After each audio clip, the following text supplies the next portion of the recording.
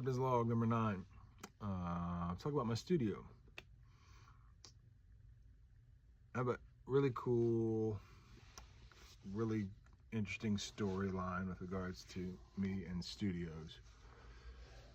Ever since I've been a little kid, all that I ever cared about in my room, I love the movie Step Brothers because when they say like, oh, you have the bunk beds or whatever, so you can have so much more room for activities, right? Like that was it's been my thing.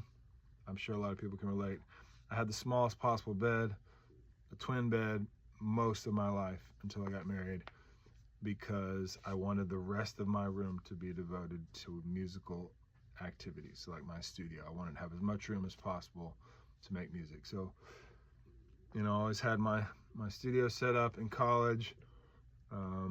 I never was a credit card guy until one time I backed into my roommate's car in college and didn't have the money to pay for it. So I had signed up for like one of those free pizza things where you like, if you go to like a pizza spot in college, they're like, oh, we'll give you a free pizza if you sign up for a credit card. I was like, yeah, absolutely.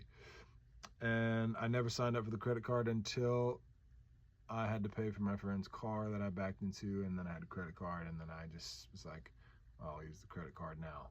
And I had some gear. I had some gear that I got for Christmas. I had a drum set. I had all this sort of stuff. So, by the time I got out of college, I was had a lot of gear, and I went to college to study recording and songwriting and music production, that sort of thing. And I had all this stuff, and I was in Atlanta, and my brother was in the hospital, and my studio was like my life. And I was around all these people in Atlanta that were, you might call them charismatic, Holy Spirit led people, but however you want to define that. But they would frequently like talk like, oh, God told me this, God said this, the Lord said this, da, da, da, da. I'd been around, been a Christian since I was really young, 8 years old, and been in church and walked in faith and all these types of things, but I've never been somebody that was like, oh, well, the Lord told me or God said or this or that. Just always like, I don't know, moved by winds of the Spirit or however I felt inclined to move. And so at some point, my brother was in the hospital. I went to visit him, and on the way there, I was like kind of praying, whatever, and I was like, all these people say, God told me this, God told me that. It's like, well, I'd like to hear you speak if that's like something you do and something you're interested in. I'd be down for that. And for like the next 30 minutes, I'm driving, and there was like this incredible just like peace came over me. It was just like, I don't know how to explain it. It's just like I don't know how to explain it. Just peace. And then like all these butterflies came out of nowhere. And I remember having a conversation with my friend about the movie I Am Legend, and there being like a moment in your life where something happens and it's like boom, like, and all of a sudden exactly, like all the pieces come together and you know exactly what you're supposed to do. And in that movie, sorry, there's something buzzing around my head. In that movie, if you've seen it, there's like a moment where he's behind this glass and something is attacking him, and it hits the glass, and then a butterfly forms, and all of a sudden it triggers something, and he knows what he's supposed to do. Something has to do with his daughter or something. But in that moment, all these pieces seem to come together, and it's just like, okay, I'm listening. And it could have been my own mind, it could have been any number of things, but I felt something inside me tell me, like, give away your studio. I had just started like a business at this place downtown Atlanta with these people that I met through Craigslist. It's not a great spot.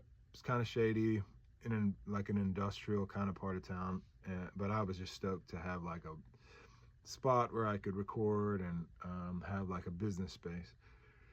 And I was like, okay, well, I know how this goes. I've read the Bible enough to know that, like, God asks you to do something, it's probably for good, you know, something in it better than what you could have imagined. So I pulled over the side of the road. I drove up this like scenic overlook. I'm driving from Atlanta to Johnson City, Tennessee. I pull over to the side. I climb up this mountain. It's like up, I didn't really climb. I walked up the steps to like this overlook. And I just got up there, I got down on my knees, and I was like, well, I don't know if this is you, God, or what this is, but like, if it is, all right, I'll do it. Like, I'm in, let's go. So I went to see my brother who was in the hospital. It was like a really crazy time. And some point in the next little bit, I called like my business partner people or whatever, and I'm like, this is gonna sound crazy, but I feel like God's telling me, like, give you guys all this stuff, you can have it. And they were pretty stoked to hear that. And then there was another guy who was an engineer, and I called him and told him, it's like, this is what I feel like I need to do. And they're like, oh, great, sounds good, we'll take it. And so I gave it away. Gave a couple of things over here to this guy, one thing that this guy didn't have a drum set, you know.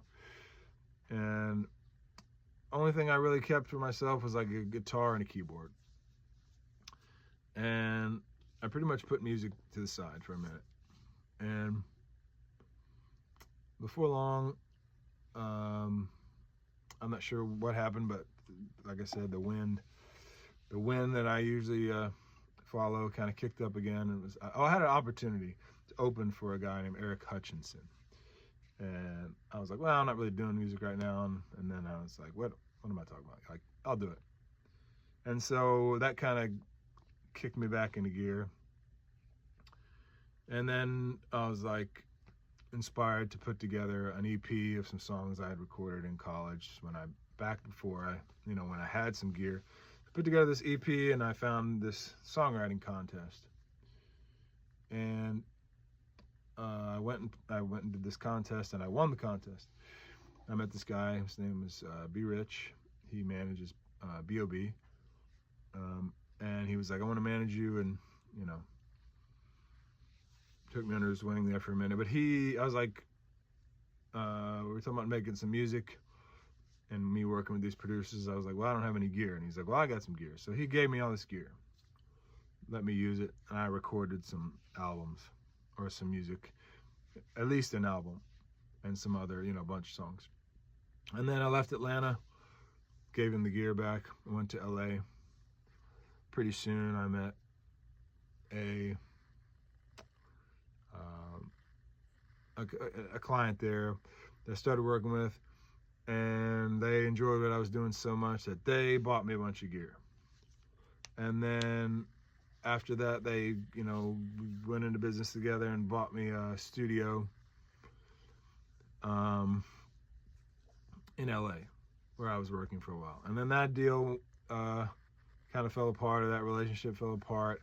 And then shortly thereafter, it was like my brother built a studio in the back of this place. And then that studio, he moved out of that place, and then he built another big studio in the back of his place. And then we left LA and we came to Nashville, and then we found this place. And I had a studio there, and then we found this other place, and then there's another studio in which my brother, you know, he brought like all the stuff that came from the LA studio. And you know, it's just like basically from the time that I had this calling or this ask, whatever I thought, whenever it happened, it's like I felt like God was like, give this away. And I was like, okay, and I did it. From that point on, for the rest of my life, you know, when that happened, I was 22. I really never had to, like, I've always had studios. I've always had places to record. I've never really had to come out of pocket. And even most of the time when I did, I had to like sell a bunch of stuff anyway. But like I've always had a place to record. I've always had a place to make the music I need to make. And you know, this album, I feel like was kind of handed and downloaded and then put in my pocket until, you know, the right moment in which I felt like the circumstances were optimal for me to make this music. And that's the story of my studios. And if you feel like there's something God's calling you to do, you should do it, because there's a reason, and his ways are better than ours, and you never know what he's got in store for you. So there's that.